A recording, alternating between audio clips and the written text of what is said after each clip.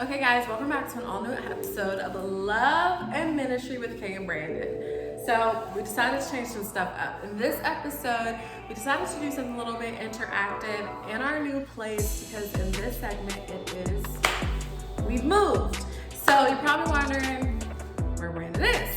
He is walking our little mini pins, Sammy cans. We just got in from church. So we thought that we would give you just a real day in the life while we also kind of like recap what it's been since we moved and how we've been settling in, and also just some advice for people that not only just have newly got engaged, you saw 2 episodes ago, getting married, last episode that we shot, but in this one, talking about like packing up your entire life, moving across country, starting a new job. So when Brandon walks back through the store with my cute little pup, we're gonna talk about those things. So stay tuned.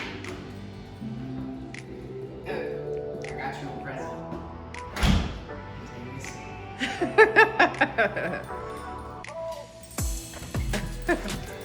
Okay, good.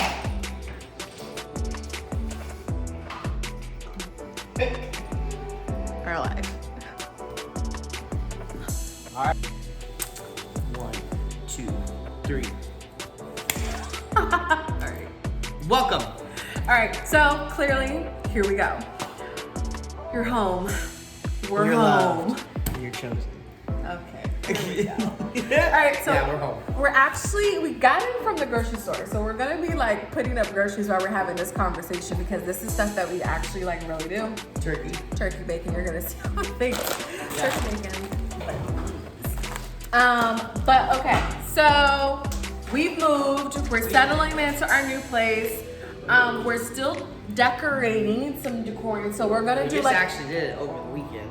So once we like get more settled in and have all of our knickknacks, maybe we'll do a little home tour. I know that when Brandon's studio is ready, we're gonna show that. That'll be awesome.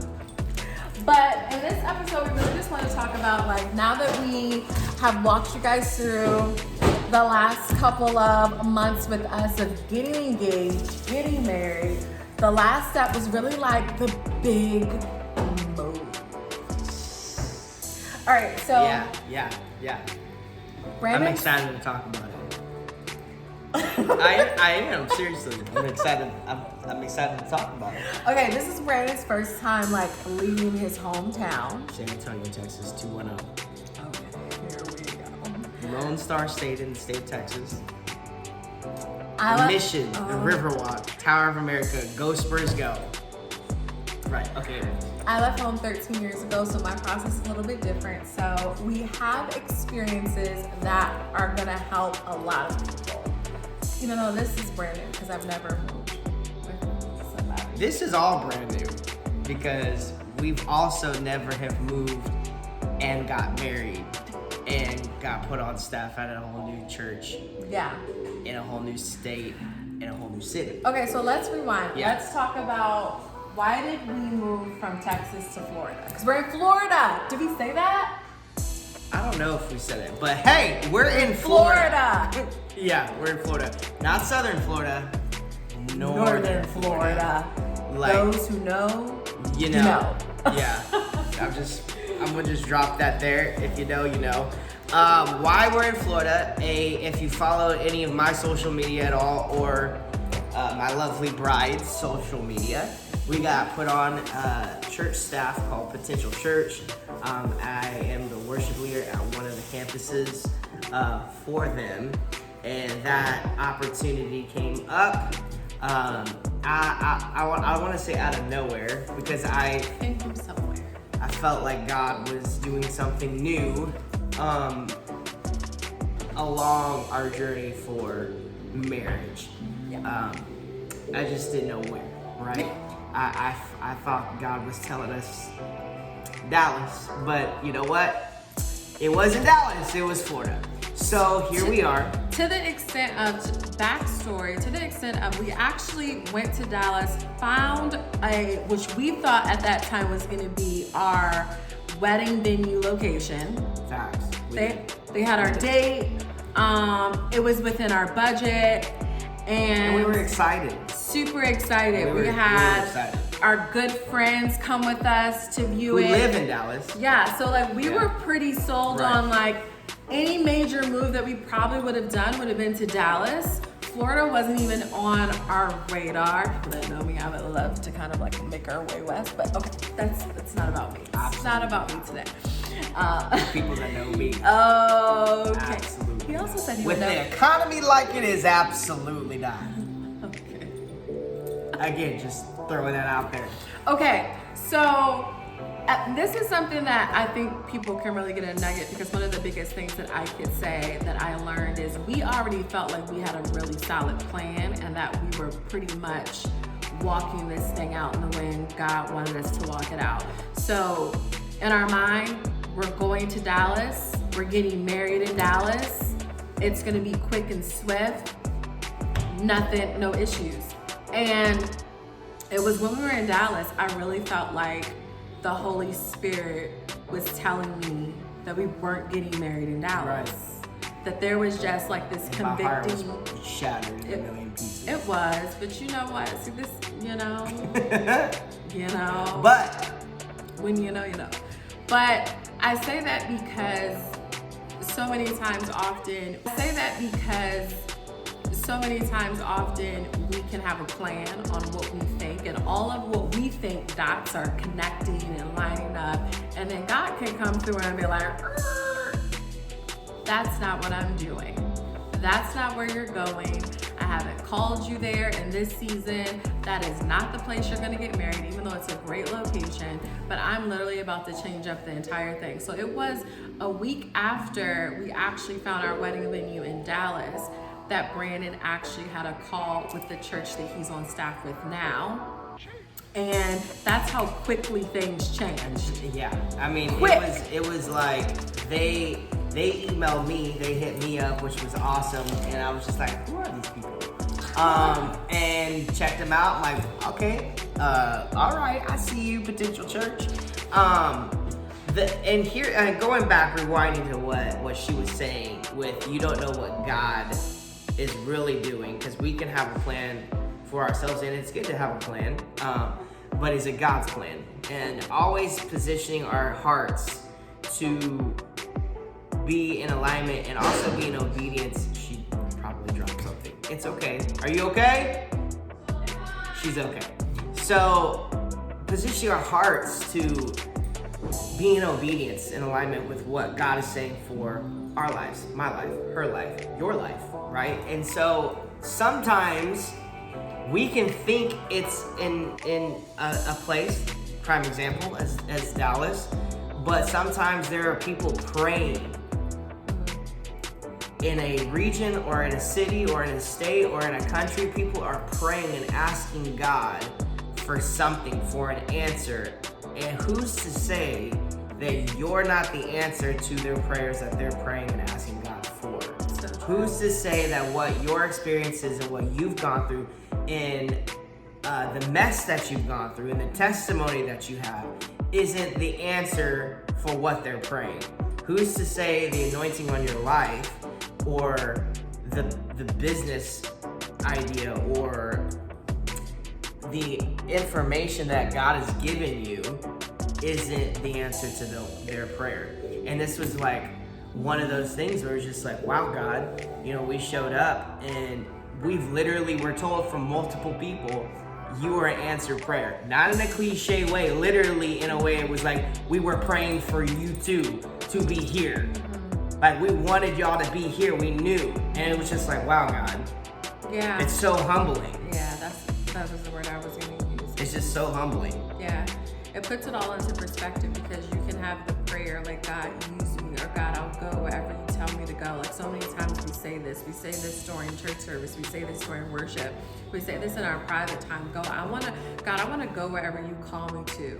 I'm ready to be used by you, God. Where are my people at, Lord? And then he completely changes what you think it's going to look like. And that's why we just have to remain open. And not only remain open, that's why we have to be willing to be adaptable and flexible. That's the thing. Like, how do you flex?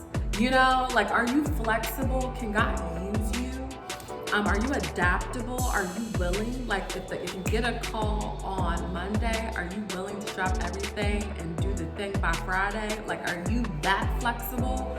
And I know that's not everybody's situation. Right, There yeah. are certain things We're just talking about us and We're- our experience. right. And if it helps you, it helps you. Right. If it don't, then I'm gonna pray for your life.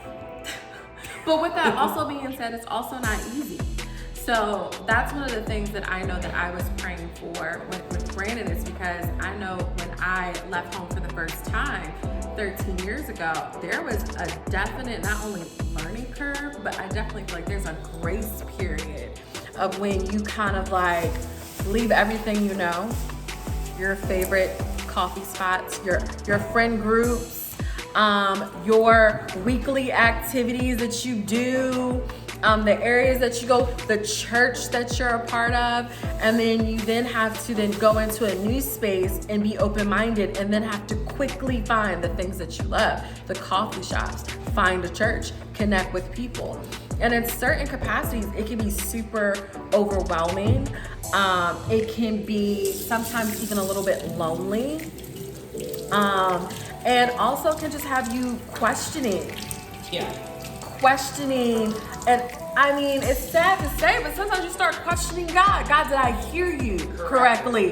Did I miss it? Did I miss it? Did I miss you? Did you really say? But this goes back to the first thing that the enemy did with Adam and Eve in the garden, when he asked Eve the question to go against the word and the instruction that God had already given Adam and Eve, which was that you do not eat of the fruit of this tree. Did he really say that? You know, like, it's just deceit. It's getting you to question Deception, the voice of God. God. And that's a powerful thing. To Yes. get you to try to question the voice of God when you know the voice of God. Adam and Eve knew who God was, and they knew who He was in form, not just His voice. Bible says they were walking. Adam used to walk in the garden with God Himself. That's powerful. God was literally walking side by side with Adam, and they still got deceived. They still got deceived because they questioned, did I hear from God? And it's not, so that should also alone let you know that you're not alone for being like, God, did I hear you? Because, and I will tell this from experience, usually that occurs when there's going to be a major shift or transition in your life. When there is a major shift and transition, and it's a possibility that it can be uncomfortable, that's usually when the enemy will start trying to play tricks on what you heard, what he said, and start really trying to plant seeds of doubt. So for those that may be struggling with, I really feel like that God told me to do this, but rather it's a move, rather it's a new job, rather it's a new city, rather it's a new position, rather it's a new church, like, understand that God is not a God of confusion. Doesn't mean it'll always be comfortable, but He is a God of clarity. So when He makes it clear, rest in that, rest peacefully, and then move forward. or stay put where He's called you to be. That's true too. Sometimes it doesn't, you don't need to move anywhere. Sometimes you just need to stay put and stand on the word that He gave you. Yeah. So we went through a lot of the spiritual nuggets for. When you're in transition, sometimes you really want to break on controlling every aspect of the transition. Yeah. Sometimes you really want to be like, well, if I'm going to move, I'm going to make sure I have da-da-da-da-da-da. But every single person I know that have done such a major shift and transition in life, even if they had every single preparation thing that they need done, there's always something that's going to come up that you don't foresee happening. You have new coworkers, you have new neighbors, everything's new. Mm-hmm. And with something new, there comes a grace period, there comes a learning curve. It comes challenges. It comes challenges, and that's when you really start realizing where your faith is. Is it in the comfortability of the things, or is it really reliant on the relationship that you have with God, that He can do all things Yeah. anywhere with anyone Yeah. when he sees fit. Yeah. And also, like, when things like that pop up, it's an opportunity. It's not it's not a thing to gripe or complain and be frustrated about all the time. It's really one of those things that's just like, how can I grow as a person? How can I grow as a man? How can I grow as a leader? How can I grow as a husband? How can I grow in all the hats, right? How can I grow? It's an opportunity with a new environment, new people, new city, all of it. It's just, you know, it's an opportunity. I think to kind of like in this, I think if I was to give an advice for you that are either looking to make a major life move or recently made a major life move and maybe you're struggling a little bit, I would say find a church home if you have not, find good community, and find something that you love to do in your vicinity. Yeah. If that is for me, it was the beach. That's why I struggle so much in Texas. But the beach, coffee, and I like to try different restaurants and things like that. So start looking those things up. For you, what type of advice would you give?